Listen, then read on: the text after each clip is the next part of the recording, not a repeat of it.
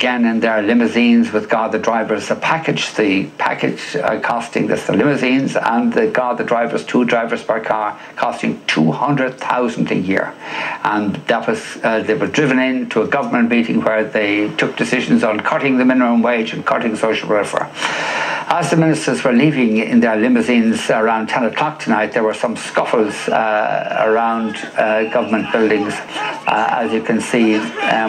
And I think it's Bat O'Keefe. We see Bat O'Keefe's car coming by, and some fellow was injured. We don't know how, but there was a bit of toing and froing earlier on as ministers were going in to government buildings in their chariots, and there was further scuffles as some fellow stood out in front of the cars, and he was very brutally treated by Gardaí, I thought.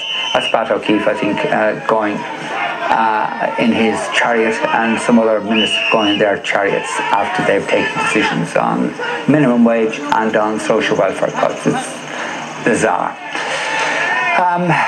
Because Brian Cowen isn't available to talk to us tonight, I went along to the government buildings and put a few questions to Brian Cowen in the course of the press conference. Okay, I want to go back to the question. Sorry, just to make, as you know, but just for the purpose of the public knowing, and we are getting access to those funds at a better rate, yet to be finalised, negotiated, than is presently available on the markets. Okay, you won't answer either of those questions. Can I just put another question to you?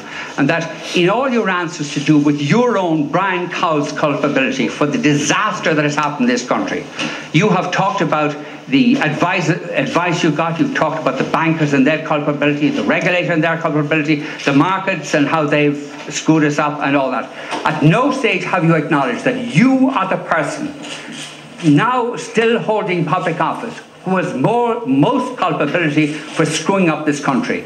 Can you acknowledge that now? I don't accept that, Vincent, at all, and I will defend my position throughout my political career in any decisions I took, the context in which I took them, and the rationale for taking them.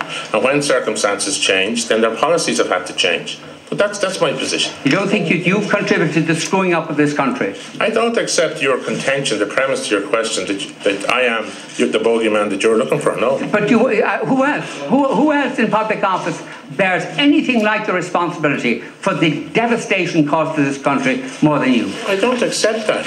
And I outlined in detail reasons why I can say that. I have made all of my decisions in my time, and government decisions, implementing those policies with government approval.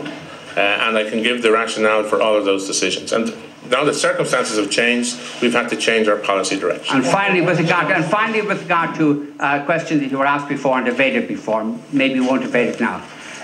The reality is, and everybody bar you seems to know this, you're a liability, not just to your party, not just to your government, but to the country, because nobody believes you.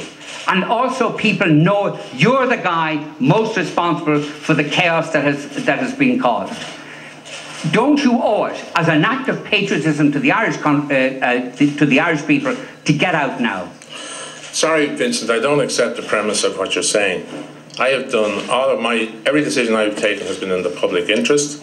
I did it on the basis of the best advice and take responsibility for all my decisions. I've never abdicated responsibility for any of my decisions.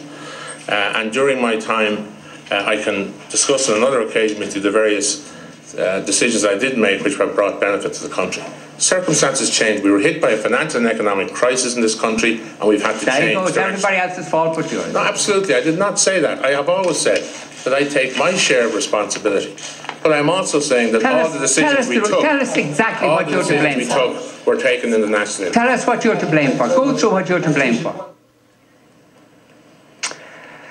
That was Brian Cowen. He said that he would tell us on another occasion the decisions that he took that were to the benefit of the country, and we'd invite him yet again to come on this programme and tell us of the decisions that he took that were of benefit to the country, and we'd talk to him about the other decisions that he took that were of less benefit to the country. But we've been asking him now for 3 years to come on the programme.